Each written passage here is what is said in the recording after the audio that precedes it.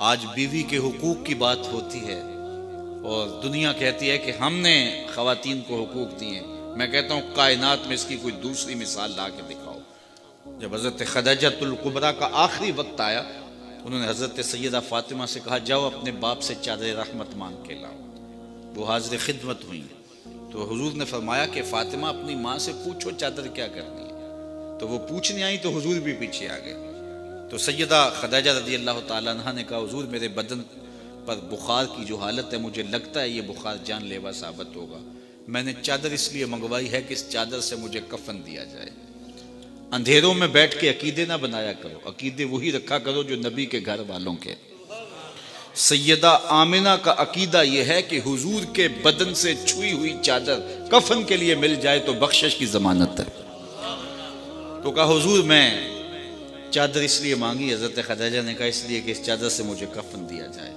खैर हुजूर अलैहिस्सलाम की आंखों में आंसू आ गए और हुजूर ने जो जुमले कहे, कायनात की तारीख में ऐसे जुमले नहीं मिलेंगे आप। फरमाया खदीजा तूने चादर मांगी है, लो अरते जिल्दी ला आते तो के, अगर तू मेरी जिल्द भी मांगती वो भी उतार के दे देता। कोई लाओ तो सही ऐसी मिसाल। उम्मुल मोमिनीन सैयदा आयशा रज़ियल्लाहु ताला अन्हा फरमाती हैं, मैं हुजूर घर तशरीफ लाए और मैं अब खोरे में पानी ले रही थी। हुजूर ने मुझे कहा, आयशा थोड़ा सा पानी मेरे लिए भी छोड़ना। मैंने छोड़ दिया तो हुजूर ने मेरे हाथ से प्याला लिया, फिर पीने से पहले रुक गए और मुझसे मुखातबा करते हुए फरमाया, आयशा ज़रा बताना तुमने होंठ कहाँ लगाए थे, मुझे बताओ। अगर शौहर का रवैया बीवी के साथ ये होगा तो घर जन्नत का टुकड़ा नहीं बन जाएगा। तो कोई लाओ तो सही ऐसी मिसाल। किसी ज़माने में एक गैर मुस्लिम ने इस्लाम कबूल किया तो उसे पूछा गया कि इस्लाम की किस कदर ने तुझे मुतासर किया। तो वो बोला कि सीरत का सिर्फ एक वाक़या मेरी हिदायत का सबब बन गया। क्या हुआ? कहा मजलिस रसूल सल्लल्लाहु अलैहि वसल्लम लगी थी, लोगों का हुजूम था। एक शख्स ने अर्ज़ की, हुजूर मेरे लिए दुआ कर दीजिए, मेरा बच्चा कई दिनों से गुम है, मिल नहीं रहा, मिल जाए। कबल इससे कि हुजूर के हाथ उठते और इजाबत के सारे दर खुल जाते। एक शख्स मजलिस में मौजूद था, खड़ा हो गया, हुजूर मैं अभी अभी फ़लाँ बाग के करीब से गुजर के आया हूँ और मैं इसके बच्चे को जानता हूँ, वहाँ मैंने बच्चों के साथ खेलते हुए देखा। बाप ने जब सुना कि मेरा बच्चा फ़लाँ बाग में है तो उसने दौड़ लगा दी, फरमाया से बुलाओ। बुलाया गया, बहुत जल्दी? जी हुजूर आप जानते हैं एक बाप के जज्बात क्या होते हैं। कहा अच्छी तरह आगाह हूँ, लेकिन तुम्हें बुलाया है तो बुलाने का भी एक मकसद था। जी हुजूर इरशाद फरमाइए। फरमाया जब बाग जाओ, बच्चों के साथ अपने बच्चे को खेलता हुआ देख लो तो बेटा बेटा कह के आवाज़ें ना देने लग जाना, जो नाम रखा है उस नाम से पुकारना। अर्ज़ की हुजूर मेरा बेटा है, अगर मैं बेटा कह के पुकारूंगा तो हरज भी क्या है। फरमाया तुम कई दिनों से बिछड़े हो, तुम्हारे लहजे में बला का रस होगा और तुम नहीं जानते, हो सकता है खेलने वालों में कोई यतीम भी खेल रहा हो। और जब तुम अपने बेटे को बेटा कह के पुकारोगे, इतना मीठा लहजा होगा तो उसके दिल पे चोट लगेगी, काश आज मेरा बाप होता तो मुझे भी बेटा कह के पुकार। कहा ये शौक घर जाके पूरा कर लेता। कोई लाओ तो सही कायनात में ऐसा। बेवा के सामने अपनी बीवी से प्यार करने से रोका गया, ये शरीयत बैज़ा का मिजाज। गरीब के सामने अपनी दौलत की नुमाइश करने से मना किया गया है। बल्कि मेरे हुजूर ने यहाँ तक फरमाया, अपने गोश्त की खुशबू से गरीब हमसाए को तकलीफ न दो। या तो थोड़ा सा पानी ज़्यादा डाल लो और शोरबे की एक प्याली हमसायों के घर भी भेज दो। और अगर ऐसा नहीं कर सकते तो ऐसे जाविये में खाना पकाओ कि उसके बच्चों तक महक ना पहुँचे। बच्चे बच्चे होते हैं, जिद कर बैठे तो वो मजदूर कैसे जिद पूरी करेगा? उन बिलखते बच्चों के आंसू कौन पूछेगा? वो क्या किसी ने कहा ना, दोपहर को सुला देती है बच्चों को वो इस डर से, दोपहर को सुला देती है बच्चों को वो इस डर से, गली में फिर खिलौने बेचने वाला ना आ जाए। तो कहा हुजूर की सीरत के इस वाक़या ने कि यतीम के सामने अपने बच्चे से भी प्यार नहीं करना और उसको भी जो है वो बेटा कह के आवाज़ दे देनी। इसने मुझे बताया कि कितनी नज़ाकत कल्बिया का लिहाज रखने वाले हुजूर हैं। रब भी कुरान में कहता है अजीज़ुन अलैहि मा अनित्तुम, तुम्हारा मुशक्कत में पड़ना नबी पे गरां गुजरता है। इतने लतीफ़ जज्बात के मालिक हैं। कोई लाओ तो सही। लो तदखुलू शूकतुन फी रिजल अहादिकुम लवजदतु अलमा, ऐ उम्मती तेरे पाँव में कांटा चुभे तो तकलीफ मुझे होती है।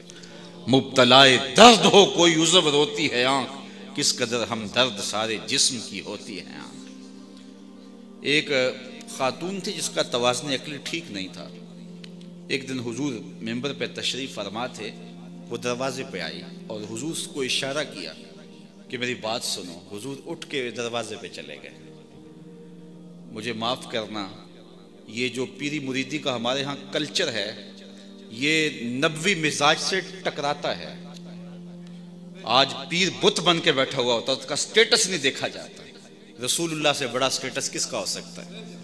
उस बुढ़िया की बात सुनने के लिए हुजूर तशरीफ ले जाते हैं। उसने कहा मैं आपसे कोई बातें करनी है। कहा जी बिल्कुल करे। फरमाया कीजिए, जो कहना है कहो। उसने कहा यहाँ नहीं।